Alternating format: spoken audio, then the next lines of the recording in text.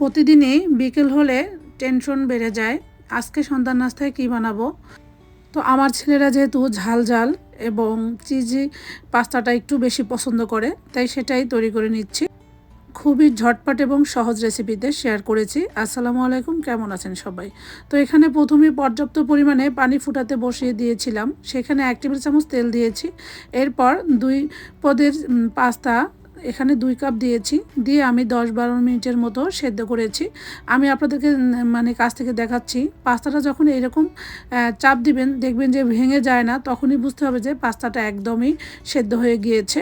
তো এরপরে পাস্তাটা আমি নামিয়ে পানিটা ঝরাতে দিয়ে দিয়েছি।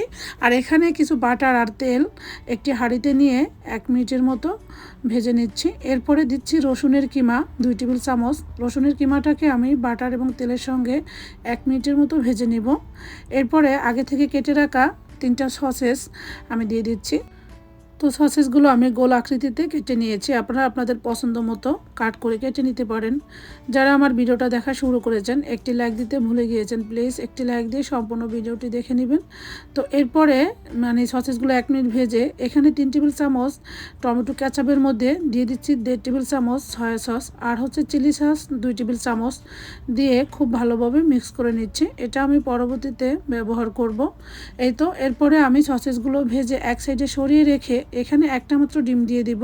চাইলে আপনারা 2-3টা ডিম দিতে পারেন। তো আমার বাচ্চারা ডিমের ফ্লেভারটা অত বেশি পছন্দ করে না, তাই আমি ডিমের পরিমাণটা কম করে দিয়েছি। তারা শুধু সসেস দিয়ে যে কোনো নাস্তা বানিয়ে দিলেই খুবই পছন্দ করে খেয়ে নেয়। যাই হোক, এরপরে এখানে আমি 1 কাপ লাল এবং সবুজ 2 পদের ক্যাপসিকাম দিয়েছি, আর দিয়েছি 3 টেবিল চামচ পেঁয়াজ। সব কিছু আমি একটু স্কোয়ার শেপ দিয়ে কেটে নিয়েছি। আপনারা চিকন বা মোটা আপনাদের পছন্দ মতো কাট করে কেটে নিতে পারেন। তো চাইলে এখানে বাঁধাকপি ফুলকপিও দিতে পারেন। মানে শীতের সবজি দিয়ে এই পাস্তাটা তৈরি করলেও খেতে অনেক বেশি টেস্টি হয়।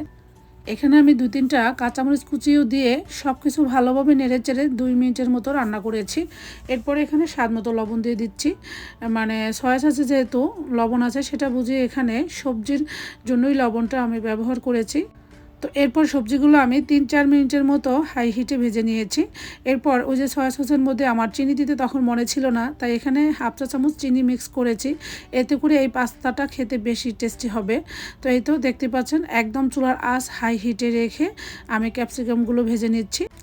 এরপরে এখানে আমি 1/2 টিস্পুন গোলমরিচের গুঁড়া দিয়ে দিচ্ছি। এখানে আমি কালোটা ব্যবহার করেছি, আপনারা চাইলে সাদাটা ব্যবহার করতে পারেন। সেক্ষেত্রে গোলমরিচের গুঁড়াটা আরেকটু বেশি করে দিবেন, কারণ কালো গোলমরিচের গুঁড়াটা বেশি ঝাঁঝালো হয় আর সাদাটা একটু কম হয়। এই তো এরপরে আমি হাই হিটে সবজিগুলো ভেজে নিয়েছি। তো সবজিগুলো এমনভাবে ভাজতে হবে যাতে করে ক্যাপসিকামের মানে ক্রাঞ্চিনেসটা থাকে। তো এই তো ভেজে নিয়ে আমি ওই যে আগে থেকে সেদ্ধ করে নেওয়া পাস্তা দিয়েছি এবং ওই যে সসটা তৈরি করে রেখেছি সেই সসটা দিয়ে দিয়েছি। দিয়ে আমি 1 মিনিটের মতো নেড়ে চেড়ে নিব। এখানে আমি 1 চা চামচ মানে চাট মশলা দিয়েছিলাম, যেটা আমি নিজে তৈরি করেছি, তো সেটা স্কিপ হয়ে গিয়েছে, সরি। তো এরপরে সব কিছু খুব ভালোভাবে নেড়ে চেড়ে 1 মিনিটের মতো রান্না করে এই পর্যায়ে আমি এখানে 4 টেবিল চামচ মোজারেলা চিজ দিয়ে দিব। এটা অপশনাল, না চাইলে স্কিপ করতে পারেন। আমার বড় ছেলেটা খুবই পছন্দ করে, তাই আমি চিজটা দিয়ে দিয়েছি। এবং এখানে 2 টেবিল চামচ কর্নফ্লাওয়ার 3 টেবিল চামচ পানির মধ্যে একদম ভালো করে গুলিয়ে নিয়েছিলাম, তো সেটাও দিয়েছি। কারণ এই কর্নফ্লাওয়ারটা দিলে দেখা যাবে পাস্তাটা একটু আঠালো আঠালো টাইপের থাকবে, আর সেক্ষেত্রে দেখতেও ভালো লাগবে, খেতেও ভালো লাগবে। এভাবে পাস্তা রান্না করে সকাল বিকেল অথবা রাতের ডিনারেও খেতে পারেন। এমনকি বাচ্চাদের স্কুলের টিফিনও দিতে পারেন, বাচ্চারা একদম টিফিন বক্স খালি করে নিয়ে আসবে।